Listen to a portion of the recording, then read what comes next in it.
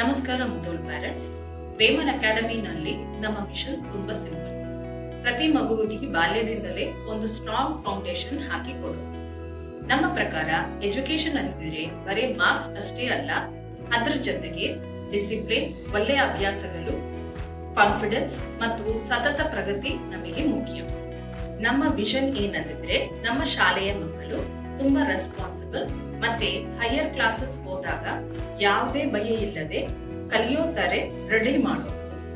ನರ್ಸರಿಯಿಂದ 5th standard ವರೆಗೂ ಒಂದು ಸ್ಟ್ರಕ್ಚರ್ಡ್ ಪ್ಲಾನಿಂಗ್ ಜೊತೆಗೆ ಮಗುವಿನ ಕಲಿಕೆಯ ಮೇಲೆ ಇಂಡಿವಿಜುವಲ್ ಸೂಪರ್ವಿಷನ್ ಮೇಲೆ ಗಮನ ಕೊಡ್ತೀವಿ.